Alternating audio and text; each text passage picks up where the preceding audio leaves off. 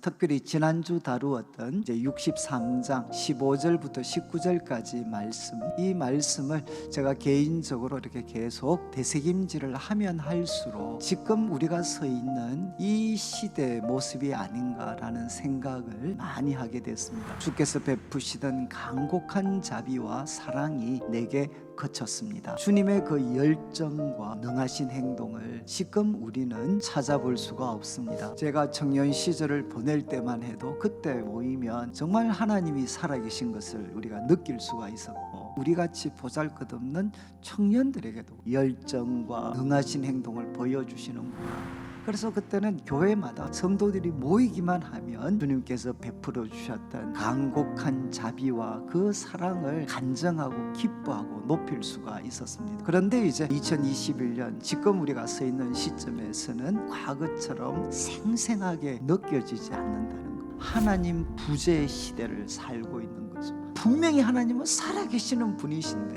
우리들의 삶과는 상관없는 분인 것처럼 경험되고 있다는 것.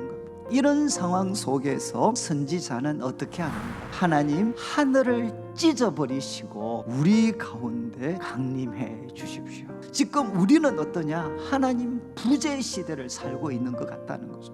하나님이 찾아오셔야 되는데 그것을 막고 있는 게 무엇이냐? 하늘이라고 그는 표현을 합니다. 이 하늘을 찢어버리시고 우리 가운데 내려와 주십시오. 하늘을 찢으시고 우리 가운데 임하시게 될 때 우리를 둘러싸고 있는 모든 문제와 원수들은 진동하고 떨게 되고 불 앞에 다 사라지는 섭처럼 그들은 사라지게 된다는 거죠.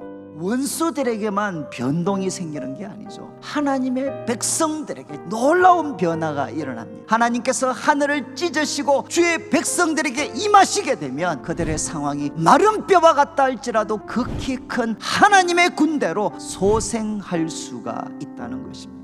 하나님 부재 시대로 우리도 접어들고 있는데 우리가 기도해야 될 내용은 무엇인가? 하나님, 바로 하늘을 찢으시고 우리 가운데 임하십시오. 이것이 심판과 소생의 길입니다. 그리고 두 번째, 우리가 이런 기도를 하나님 앞에 간절하게 드리려면 우리는 어떤 사람이 되어야 되느냐? 말씀의 사람이 되어야 됩니다. 그 체계의 사람, 그 책은 바로 성경이죠. 이 말씀 속에 다시 한번 자신을 온전히 헌신해서 말씀의 사람들이 될 때 우리가 서 있는 이 시대가 어떤 상황이라 할지라도 하나님의 말씀이 우리에게 임하게 되면 거기에 살 길이 주어지게 됩니다.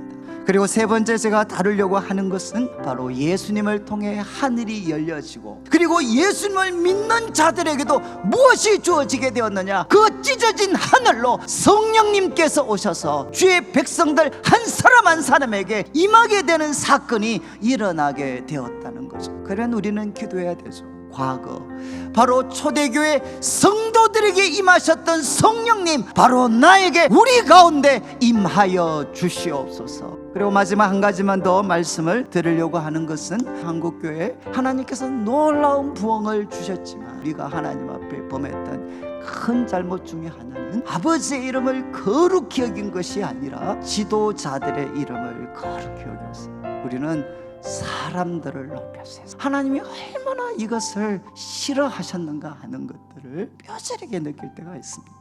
바로 예수님께서 주기도문을 통해 가르치셨던 것처럼 하늘에 계신 우리 아버지의 이름이 거룩히 여김을 받기를 원합니다.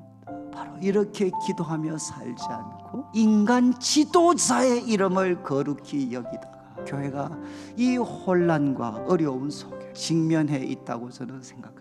여러분, 이제 우리가 해야 될 일은 무엇이죠? 하늘을 가르시고 우리 가운데 찾아오셔서 놀라운 일들을 행하실 때 사람을 높이는 것이 아니라 하나님 여호와가 하나님이심을 알게 하시고 주님의 이름을 알고 거룩히 여기는 일이 일어나는 그런 교회를 우리는 세워가야 됩니다.